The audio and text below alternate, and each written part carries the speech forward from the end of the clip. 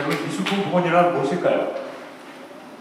이런 질문에 여기 계신 대부분의 손님들께서는 조금 진부한 질문이라고 생각하실 수도 있을 것 같습니다. 왜냐하면 이 신문 방송 등 여러 매체를 통해서 이미 여러분들의 복원에 대해서 여러 가지 기사를 보셨어요. 예를 들면 다빈치의 최후의 만찬, 그리고 라파엘의 작품들, 심지어는 여러분들 아마 스페인에서 어떤 일반인이 예수의 얼굴을 원수님처럼 이렇게 복원했다는 가십성 기사들도 많이 등장하기 때문에 이런 이유를 여러분 대다수가 미술품이 어떤 것이다, 복원이라는 게 어떤 것이라고 어렴풋하게 감을 잡고 계실 겁니다. 그러나 이 기사들이 대부분 복원 결과들만 다루고 있기 때문에 실제로 어떻게 행해지는지는 여러분들은 잘 알 수가 없을 거예요. 그래서 일반인들 입장에서 추측을 하다 보니까 복원에 대해서 약간 오해를 하는 경우가 있습니다. 예를 들면 복원은 손상된 그림을 복원가가 새로 보기 좋게 그린다거나 아니면 복원을 위해서 사용하는 재료들은 작가가 원래 사용했던 것을 그대로 재현해서 사용한다는 등 이런 오해를 하고 있는데, 혹시 여러분들 중에서 그런 생각을 그렇게 동의하시는 분들이 있을지 모르겠지만 너무 실망하실 필요는 없습니다. 왜냐하면 미술계에서 수십 년 동안 일하시는 분들도 만나보면 대부분 여러분과 다르지가 않아요. 다 오해를 하고 계시는데, 이번 강연에서는 이런 오해를 해소하고 미술품 복원의 진정한 의미를 알아보는 기회가 되었으면 좋겠습니다. 복원을 설명하기 앞서서 여러분들에게 이미지를 하나 보여드릴게요. 다빈치의 모나리자 앞에 현재 여러분들이 제일 잘 알고 계시는 베르메르의 지주 귀걸이의 소녀입니다. 이 작품은 17세기에 그려졌다고 하니까 아마 350년 정도 전에 그려진 셈이고요. 그러면 과연 이 작품이 지금 보시는 것처럼 이렇게 아름다운 모습을 그 오랜 기간 동안 잘 보존되었을까요? 이 이미지를 보시면 여러분 다시는 잔혹한 현실을 마주하게 됩니다. 이 이미지를 보시면 여기 하얗게 보이는 부분이 보이죠? 이 부분은 물감이 떨어져 나가고 손실된 부분을 신세계 매혹제라는 걸 이렇게 치고놓은 겁니다. 그리고 이 작품은 현재 복원 중인 작품이고요. 이게 이제 클리닝 작업이라고 해요. 이 모습, 이 정도의 여유를 가진 작품들은 거의 이 정도의 상처를 가지고 있다고 보시면 됩니다. 무려 350년 정도니까요. 그래서 여러분들이 유럽의 미술관에서 만나게 되는 대부분의 작품들은 한 이 정도의 상태라고 보시고요. 이런 것들은 거의 대부분 손상 원인이 자연적인 노화이거나 아니면 사고에 의한 것이든 간에 이 정도의 상처를 가지고 있는 것이고 다 복원되는 작품입니다. 좀 속았다는 느낌이 좀 드시는 거죠? 여러분, 살다 보면 우리 몸도 병이 들기도 하고 교통사고를 당하기도 하죠. 그러면 당연히 병원에 가서 적절한 치료를 받고 다시 정상적인 삶을 살게 됩니다. 미술품도 마찬가지입니다. 미술품이 손상이 되면 적절한 치료를 해야만 귀중한 작품의 가치를 유지시킬 수가 있는 것이기 때문입니다. 그래서 실제로 미술품 복원을 의료행위라고 비교하기도 합니다. 우선적으로 치료에 앞서 환자의 증상을 알아보는 게 되게 중요합니다. 그래야지만 그걸 가지고 처방을 내릴 수가 있죠. 근데 병원을 방문한 환자들의 입장에서는 또 말을 할 수가 있잖아요. 그러니까 의사의 입장에서 이렇게 말을 듣고 증세를 갖다가 쉽게 좀 용이하게 진단을 낼 수 있는데 미술품은 그렇지 않습니다. 미술품은 말이 없기 때문에 전적으로 보건가가 이 증세를 알아내야 되거든요. 그래서 보건가들은 여러분들이 아주 상상할 수 있는 거의 대부분의 조사자들을 다 이용을 합니다. 현미경 물론이고, 그다음에 자외선조사. 그래서 그냥 이중섭의 작품인데 좌측 상단에 보시면 약간 공개 보이죠. 그게 자외선 사진인데 보시면 그 부분은 복원한 부분이다 저는 알 수가 있습니다. 그래서 적외선 그 외에도 적외선 카메라, 엑스레이, 심지어 화학 분석 장비까지 복원하기도 합니다. 그럼 여러분들께 잘 알고 계시는 엑스레이를 우리 인체가 아니라 그림을 그렸을 때, 그림을 찍었을 때 어떻게 보이는지 한번 보겠습니다. 잘 오른쪽 그림 보면 아시겠죠? 모나리자. 그 좌측의 그 이미지를 보고 보험가들은 그런 엑스레이 보고 많은 것을 알 수가 있습니다. 의사들이 엑스레이 보고 진단하는 것처럼 여기 보시기에 좌측 상단에 보시면 검게 보이는 선이 보이죠? 이거는 지체로 사용한 나무 판넬이 균열이 생긴 거예요. 그리고 밑에 그 노란 그 원을 그리는 부분, 아까 쉽게 보이는 그 부분은 아마도 과거의 공원의 흔적으로 추정됩니다. 내친 김에 현미경 사진을 이용한 작품 조사 사례를 한번 볼까요? 병원에 있어서 조직 검사에 해당하는 방식입니다. 여기 좌측에 1번만 보이는 그 박수근 선생님의 작품의 일부를 채취해서 그거를 단면을 한 30배 정도 현미경 조사를 한 겁니다. 합당한 거예요. 이걸 보시면 이 단면을 보고 작가가 어떻게 작품을 완성했는지 그 과정을 알 수가 있습니다. 그러면 의사가 인체에 다양한 관련된 다양한 그 공부를 하는 것처럼 보험가도 수련 과정에서 기술사, 고고학, 고기술 이해에도 그 기술 기법의 어떤 그 이해를 높이기 위해서 물리, 화학, 수학 등 정말 다양한 분야의 좀 융합적인 지식을 공부해야 합니다. 참고적으로 저는 화학을 전공했습니다.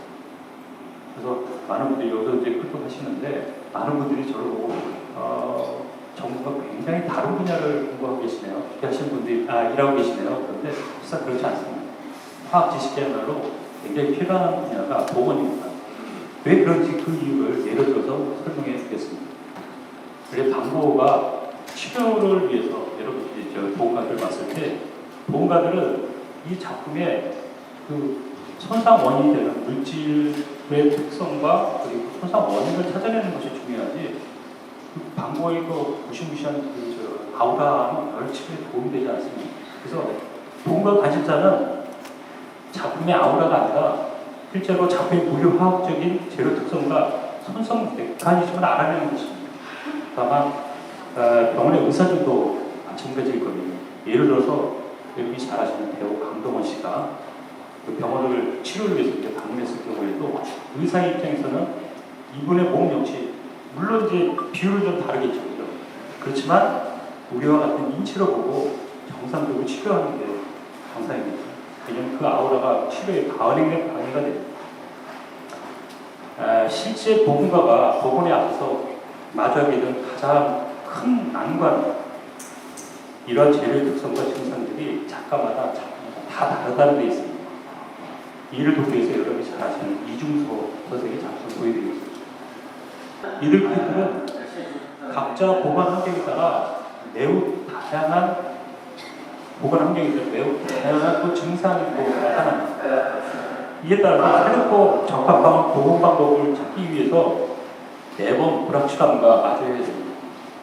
그래서 보건가가 최상의 보건 결과를 내기 위해서는 다양한 가능성 중에서 가장 최적인 방법을 찾아내는 것이 관건이라고 할 수 있겠습니다.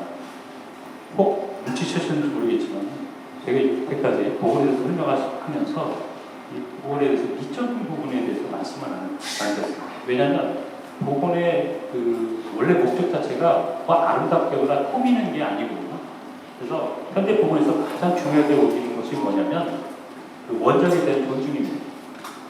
따라서 가급적 최소한의 처리만 하고 원작이 손상을 입히지 않는 것이 굉장히 중요하거든요. 그런 이유에서 보건에 앞서서 철저한 진단이 되게 중요하게, 굉장히 필요하게 되는 겁니다. 실제 보건 작업에 앞서서 이 철저한 진단 말고도 약간의 안전장치가 있습니다. 손실될 부분에 대한 부분을 갖다가 그 생맞춤하는 그 과정에 있어서도 소위 생맞춤과 재료로 다른 것을 사용합니다. 예를 들면 유화작품이라고 가정하시자고요. 그러면 유화작품인데 유화가 손실될 부분을 생맞춤할 때 유화물감도 할 것이라는 여러분들의 어떤 그 상상과는 달리 실은 언제든지 제거가 가능한, 언제든지 제거가 가능한 재료를 사용합니다. 그러니까 여러분들이 상상할 수 있는 그런 물감들이 아니라 특수하게 유화물감과 완전히 다른 그 재료의 물감을 사용합니다. 그리고 들떠있는 작품을 갖다가 접합하는 그 접착제도 원래 원칙적으로는 그것을 다시 제거할 수 있는 재료만을 사용해야 합니다. 이처럼 보험가는 여러 가지 제약 속에 최상의 보험 결과를 도출하기 위해 고민해야 합니다. 예를 하나 들어볼까요? 이 작품은 수년 전에 대구 한 수녀원에서 우리 한 성요셉과 아기 예수라는 작품입니다. 이 화면을 보시면 물감이 다 균열이 가 있고 들떠 있고 일부의 물감층은 구조는 떠들고 있죠. 이 작품이 현재는 누워있는 상태인데 이거를 세우는 순간 막 쏟아지는 그렇게 유명한 상태였습니다. 그 작품이 쏟아지면 저 정도까지 될 수도 있어요. 이처럼 심하게 훼손된 작품을 만나게 되면 보험가들은 이 작품의 그 복권의 결과가 좋고 나쁨을 떠나서 실제로는 이 작품 더 이상 손상시키지 않아야 한다는 그 부담감을 갖게 됩니다. 앞서 언급한 대로 작품이 매혹하지도 않고 공식적으로 원칙에 맞춰서 복원을 해야 하기 때문에 처리에 대한 불확실성과 막막함으로 희작의 처리 방법을 찾아야 합니다. 이를 위해 철저한 상기조사는 물론이고 노트를 이용해서 일단 아이들을 정리하고 그리고 시뮬레이션을 굉장히 수없이 합니다. 그리고 다양한 제보 테스트를 거쳐서 결과적으로 그 불확실성에 대한 응답도 있다고 합니다. 그래서 이 복원을 좀 설명하기 위해서 이 작품에 대한 실제 복원 과정을 한번 동영상을 제가 한번 만들어봤거든요. 한번 보시면서 한번 제가 설명을 하겠습니다. 이 현재 비포 애프터, 그래서 성형외과에서 많이 하는 거죠. 그리고 마침내 지금 현재 육각 사이 떨어진 데 사이로 그 아비오나 접착제를 이용해서 적합하려는 과정입니다. 그리고 그걸 고정하기 위해서 얇은 한지를 그 위에다가 부착을 합니다. 그 다음에 이제 안정화됐다고 보고 그 보호해야 될 종이들을 다 제거를 합니다.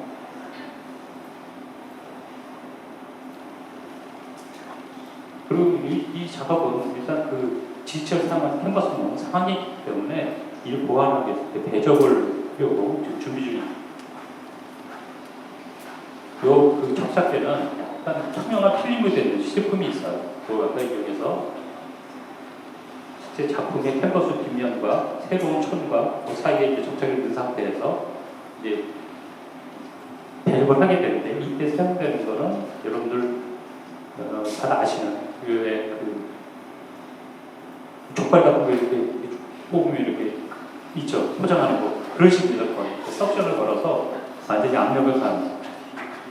그리고 현재 앞으로 된 그 작품을 현재 그 반시를 칠하고 그 위에 이제 매운제를 바릅니다. 이 매운제는 수용성이기 때문에 굉장히 잘 제거가 가능합니다. 보기만 해도 오리지널에 붙어 있는 분들은 제거가 가능하죠. 그리고 다시 한번 반시를 칠하고 밀려내 색맞춤을 하게 됩니다.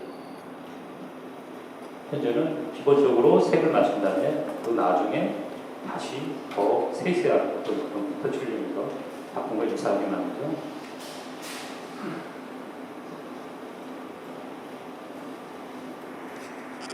이게 제 손이 빠른 게 아니고 더 빨리 돌리게 돼요. 처리의 모습입니다.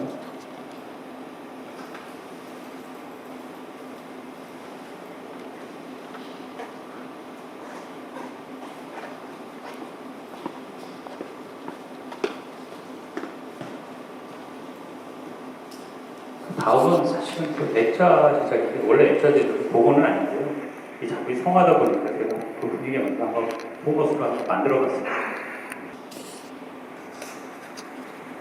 그렇죠? 앞서 장황하게 언급했던 정확한 진단을 위한 노력과 실제 복원 작업에 있어서의 엄격한 정치의 이유가 뭘까요? 그래서 아까 굉장히 미술품 복원을 함부로 하는 게 아니라고 말씀드렸는데 그 이유는 미술품이 가지는 시공을 초월한 가치 때문입니다. 교환한 가치 때문에 그런데 또한 미술품은 긍정적인 가치는 물론이고 이 미술품은 영원히 여러분들한테 기쁨과 감동을 전달하는 문화이 있잖아요. 어떤 분들은 복원을 하면 작품의 가치가 떨어지지 않냐고 물어보시는 분들 가끔씩 있어요. 그러면 제가 이럴 때마다 이렇게 이제 말씀을 드리죠. 마치 복원 작업은 마치 의사가 병들고 다친 사람을 치료해서 다시 정상적인 활동을 할 수 있게 하는 것처럼 손상된 미술품을 복구하는 것 역시 현재는 물론이고 이 후손들에게 그 미술품의 아우라를 전달하는 것이 그 목적입니다라고. 복원 작업은 일종의 그 자동차의 백미러 같은 역할을 합니다. 왜냐면 그 과거를 풍부하게 볼 수가 있다면 그럼 여러분들이 현재라는 일을 더 잘 나갈 수가 있잖아요. 한 30여 년간 그 미술품 복원 분야에서 일하면서 가장 자주 듣는 질문이 복원 작업 중에서 가장 유명한 작가의 작품을 모시고 그리고 실제로 가장 기억에 남는 복원 작업이 어떤 것이냐는 겁니다. 근데 오랜 기간 복원을 일을 해보면서 김한기, 박수근, 이중섭 등 최고의 작품은 물론이고 그분들나마 현대 작가 중에 최고로 가는 제프 콜스나 아니면 데미안 허스트, 피카소 등등 심지어는 인상파 분위기까지 많은 작품을 만나게 됩니다. 그렇지만 인상에 남는 복원 작업은 이처럼 가치가 굉장히 높고 그 지명도가 있는 작품이 아니라 실제로 그 거의 소생이 불가능해 보이는 작품이 복원했을 때 있습니다. 그래서 달리 얘기하면 불확실하게 대한 어떤 도산 정치를 불러일으키는 그런 작품. 심각한 손상 때문에 영원히 기술 묵을 작품도 있잖아요. 그런데 이러한 작품들을 복원하여 세상에 내놓았을 때 보험가로서 가장 보람과 함께 더 소명의식 같은 걸 낳게 됩니다. 여러분들 저 인생은 짧고 예술은 길다란 말이 있죠. 그렇지만 이 말도 사실은 작품의 상태가 왜곡되지 않고 온전하게 후대에 전달됐을 때만 설득력이 있는 거 아니겠어요? 미술품으로부터 우리의 삶을 풍요롭게 이룰 백미러까지 복원의 의미와 불확실 속에서 복원 방법을 구하기 위해서 복원분하는 여러가지고 복원가들의 수문들에게 여러분 이 강의를 통해서 이해하고 했으면 하는 바람입니다. 감사합니다.